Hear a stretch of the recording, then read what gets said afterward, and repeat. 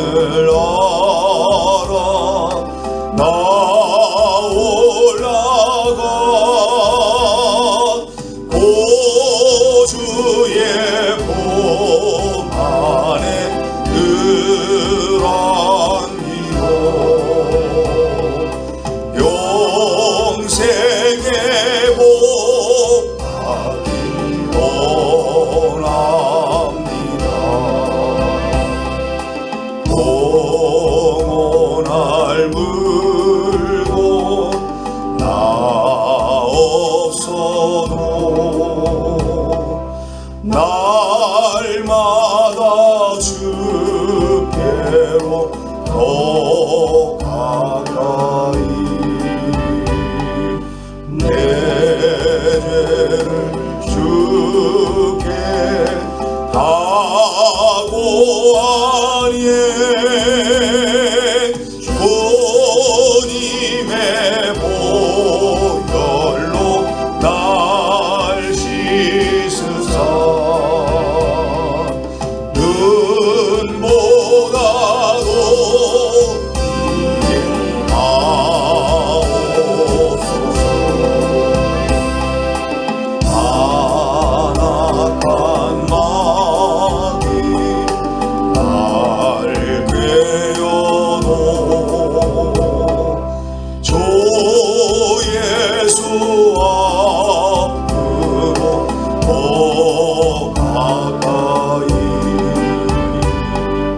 이 세상 속한 그 오용신 또 주한 생각을 아버니 정결한 마음 내게 늘 주소서. 이 세상 내가 살 동안에 주께로 날마다 더 가까이 점에는 전부 나으로 가 하루는 본학을 다얻도록 풍성하고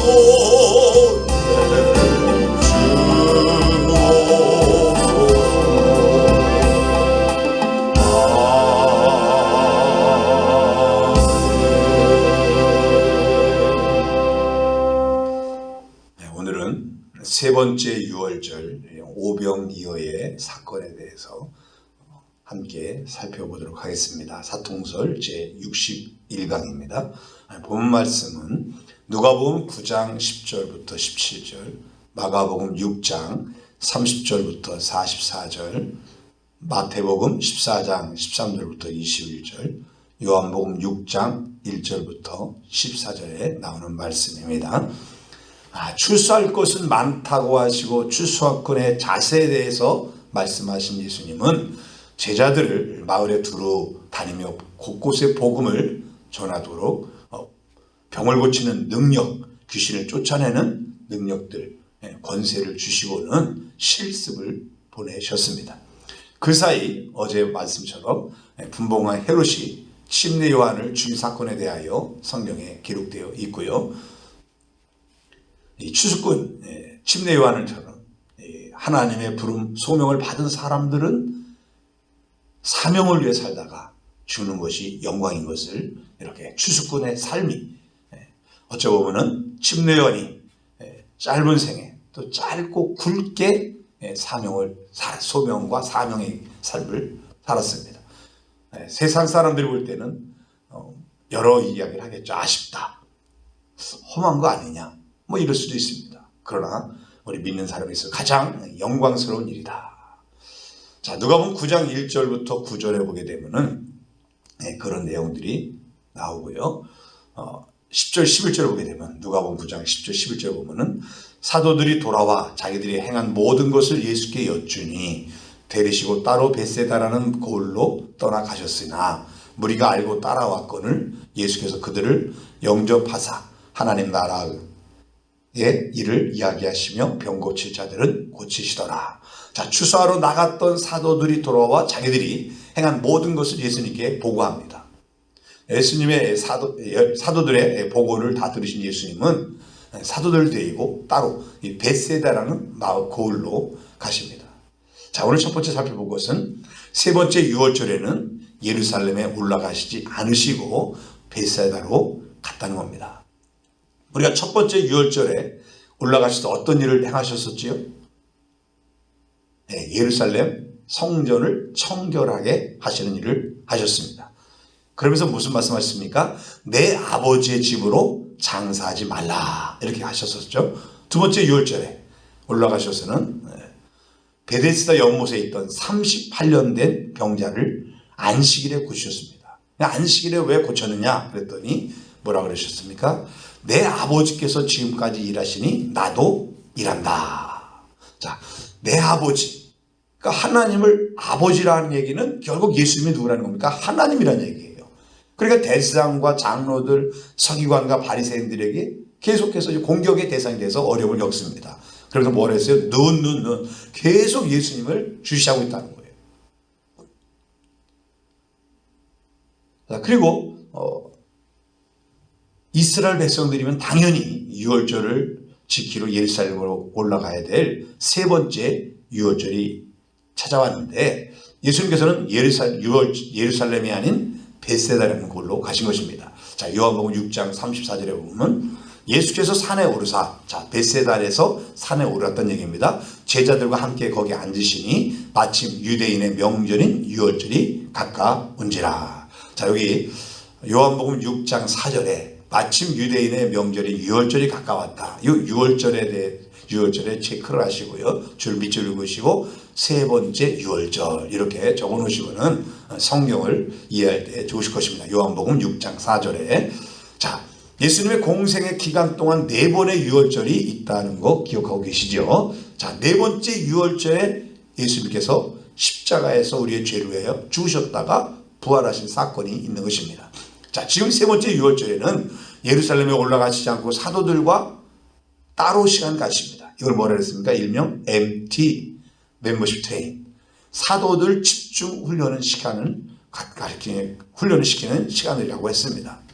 자, 그렇다고 사도들만 훈련시킬 수는 없었어요. 왜냐하면 무리들이 예수님을 계속 따라다니고 있었기 때문입니다. 요한복음 6장 5절 6절 보면은 예수께서 눈을 들어 큰 무리가 자기에게로 오는 것을 보시고 빌립에게 이르시되 우리가 어디서 떡을 사서 이 사람들을 먹이겠느냐 하시니 이렇게 말씀하시면 친히 어떻게 하실지를 아시고 빌립을 시험하고자 하심이라. 제자들에 대한 집중훈련이 끝나갈 무렵 큰 무리가 예수님을 찾아왔습니다. 그들을 불쌍히 여기시면서 예수님께서 빌립을 뭐 했다고 그래요? 시험하고자 했다. 시험하고자 콕 집어서 빌립을 찍어서 말씀하십니다. 이 큰 무리에게 먹을 것을 주어야 하는데 어디서 사서 먹이면 좋겠니? 빌립에게 이렇게 직접 물으신 거예요. 그랬더니 빌립이 이렇게 말씀하십니다. 빌립이 이렇게 말합니다. 대답합니다. 요한복음 6장 7절에 빌립이 대답하되 각 사람으로 조금씩 받게 할지라도 200데나리온의 떡이 부족하리이다.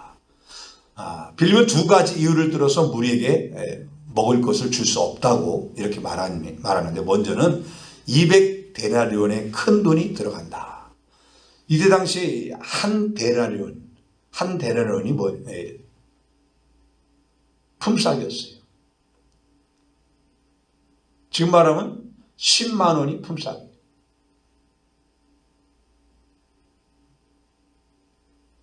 그러니까 200데나리온이니까 그만큼 많은 돈이 들어간다는 거예요. 그리고 조금씩 먹는다 해도 도저히 이렇게 많은 사람 5천 명이라고 했잖아요. 남자만 숫자를 센 거예요.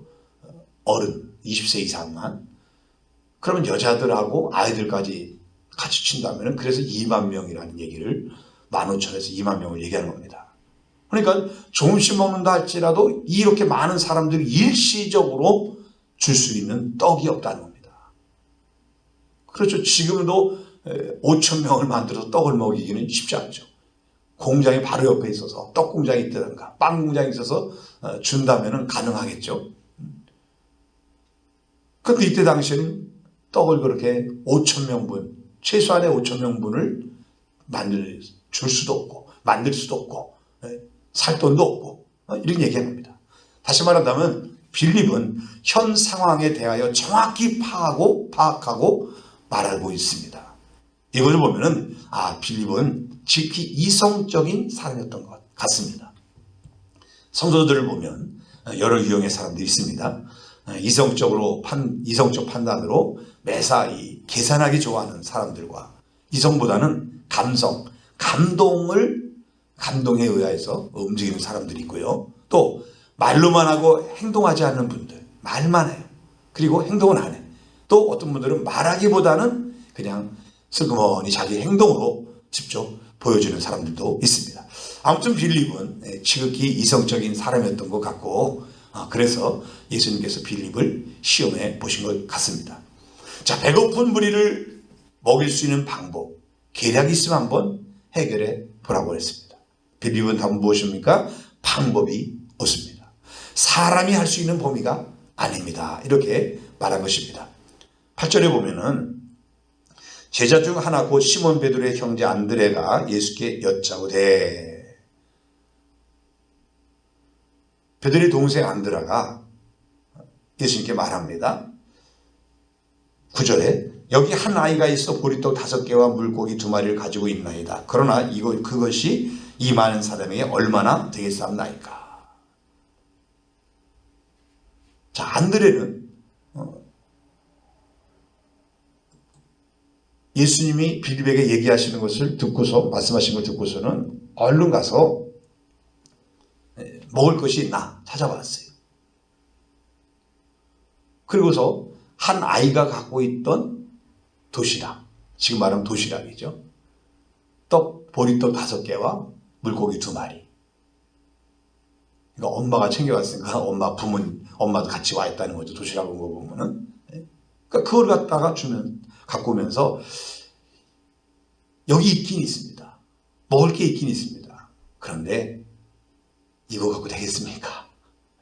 택도 없는 얘기죠. 좀 약간 회의적으로 말하는 거죠. 빌립보다는 안드레가 좀 나은 것 같지만 역시 예수님의 마음을 흡족시켜주는 제자가 되지는 못했습니다. 사랑하는 여러분, 여러분의 스타일은 빌립의 스타일인가요? 안드레 스타일인가요? 이성적으로 계산하기 좋아하고 그래도 행동은 하지만 여전히 의심하고 회의적인, 한편을 믿고 한편으로 회의를 가진, 의심을 하는 그런 신앙의 스타일인가요? 빌립이든 안드레든 둘 다 예수님의 기준에는 미흡하다는 것을 우리가 기억해야 할 겁니다. 자, 두 번째로 볼 것은 10절부터 11절입니다. 요한복음 6장 10절부터 11절. 예수께서 이르시되 이 사람들로 앉게 하라 하시니 그곳에 잔디가 많은지라 사람들이 앉으니 수가 5천 명쯤 되더라. 예수께서 이르시되 이 사람들로 앉게 하라. 예수께서 떡을 가져 축사하신 후에 앉아있는 자들에게 나눠주시고 물고기도 그렇게 그들의 원대로 주시니라.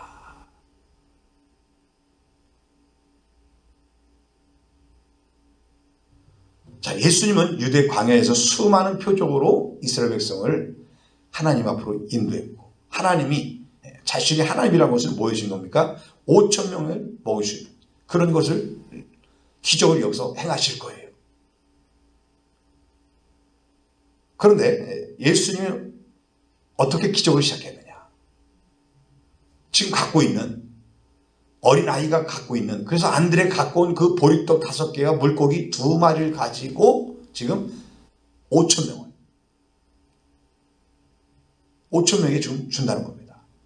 자, 하나님이 기적을 행하실 때, 우리는 기적을 행할 때 하늘에서 갑자기 어떤 돈이 뚝 도무쳐 떨어지거나 어떤 이런 그런 걸 원하지만, 예수님은 지금 갖고 있는, 안드레가 갖고 온 그 보리떡 5개와 물고기 2마리, 지금 갖고 있는 과거나 미래 것이 아닌 지금 현재 갖고 있는 그 보리떡 5개와 물고기 2마리를 가지고 5,000명을 먹이는 기적을 행하셨습니다. 우리 종종 이런 생각합니다. 지금은 가진 것이 없으니 장차 벌어가지고 하나님께 드리겠습니다. 주님 많이 벌게 해주시면 11조 많이 내겠습니다. 그리고 지금 11조 안 해요. 주님 내 소원이 만족할 만큼 이루어졌을 때 갖고서 다 주님 앞에 내가 주님을 위해서 쓰려고 그때부터 쓰려고 그럽니다. 이렇게 지금은 아니고 나중에는 내가 열심히 하고 나중에는 열심히 드리고 나중에는 주님을 위해 다 드릴 겁니다. 자꾸 나중을 얘기합니다. 그런데 우리 주님 뭐예요? 지금 것 가지고 과거의 드렸돈을 기억하죠. 자기 생활비 전체를 드렸어요. 지금 갖고 있는 것 금액은 상관없어요.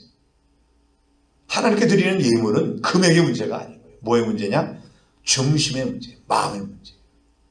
보리떡 5개와 물고기 2마리 그것이요 내 것으로 생각하면 그걸 0으로 보면은 거기다가 1만을 곱해도 0이죠. 왜? 우리는 아무 능력이 없어요.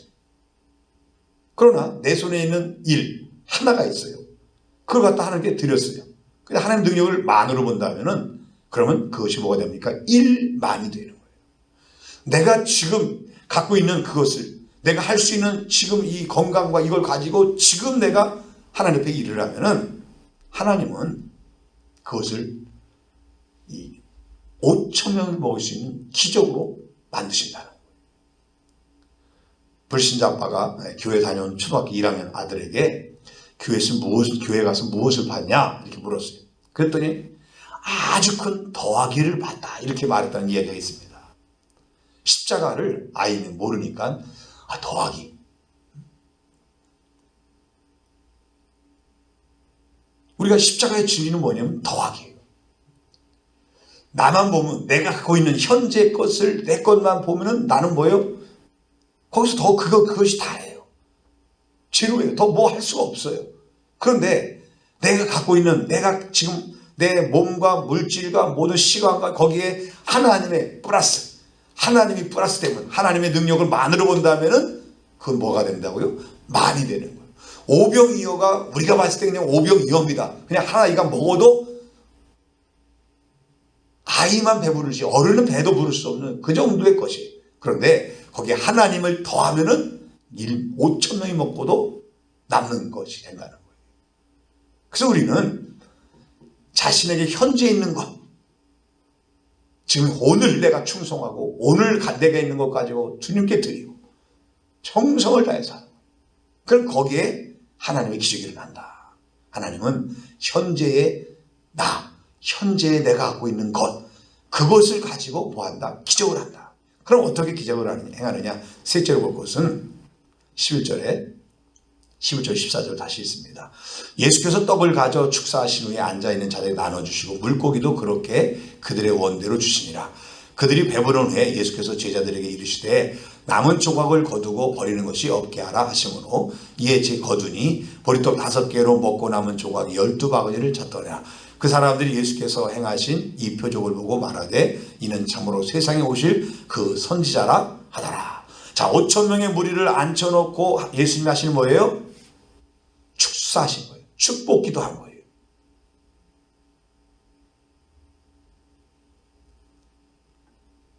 우리가 하나님의 기적을 경험하는 건 뭐냐면 축사, 하나님께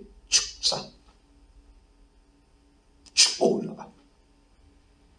내가 갖고 있는 것에 하나님 플러스 축복을 하시면, 그러면 우리가 여기서 축사했다는 것은 뭐냐면 감사했다는 거야. 하나님께 감사의 기도를 드렸다는 거예요. 오늘 우리가 하나님 앞에 감사의 기도를 드릴 때 하나님은 내가 있는 그것을 가지고 나를 가지고 기적을 행하시고,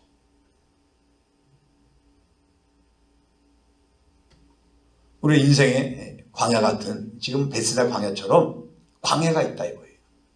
모든 것이 하나도 없고 되는 것이 하나도 없고 악길이 칠흑같이 어둡고 갈 바를 알지 못하고 방황하고 생활고에 시달려 몸부림치고 눈물 짓고 그런 우리가 상황에 있습니까? 여기는 여기 베세다 광야에 있던 무리들도 그렇습니다. 마태복음 14장 14절에 보니까 예수께서 나오사 큰 무리를 보시고 불쌍히 여기사 그 중에 있는 병자를 고쳐 주시니라. 불쌍히 여겼다는 거예요. 우리가 하나님 앞에서 감사로 하나님께 아뢰할 때 그런 나를 하나님이 뭐 하시면 불쌍히 여겨주시면 무리를 5천 명의 무리 10,000명, 15,000, 20,000명 되는 그 무리를 예수님 뭐 하셨대요? 불쌍히 여겨서 오병이어를 가지고 그들을 먹고 남게끔 만들어줬다는 거예요. 내가 하나님 앞에 불쌍히 여김을 받으면 내게 갖고 있는 그것이 무엇이든 간에 또 물량이 또 얼마나 되거든 또 돈이 뭐 금액이 얼마가 되든 간에 거기에 뭐 하면 하나님이 축소하시면 하나님이 역사하시면 불쌍해서 역사하시면 그것은 쓰고도 남는 놀라운 기적이 일어난다는 것입니다. 여러분 우리가 감사와 불평은 우리의 선택 의지에 달렸어요. 감사할 조건이 수두룩해도 감사하지 않고 불평하기로 생각하면 얼마든지 불평한 조건이 생깁니다. 점점 불평할 것이 늘어나요.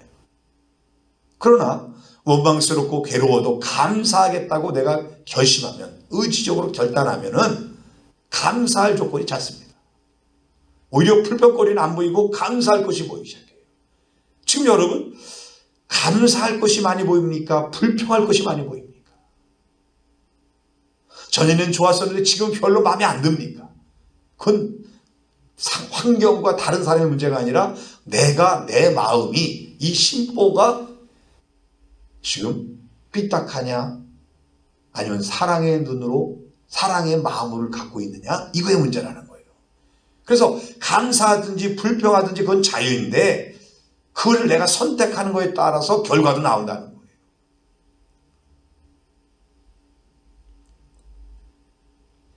근데 분명한 것은 뭐냐? 하나님은 감사하는 자에게 감사하는 자를 불쌍히 여겨주시고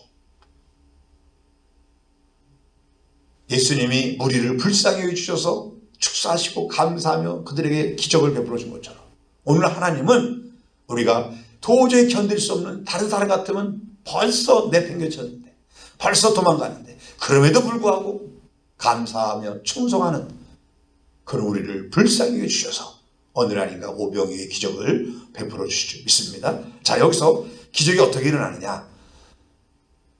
그 보리떡 5개와 물고기 2마리를 가지고 제자들이 나누어 주는데 계속 나오는 거예요.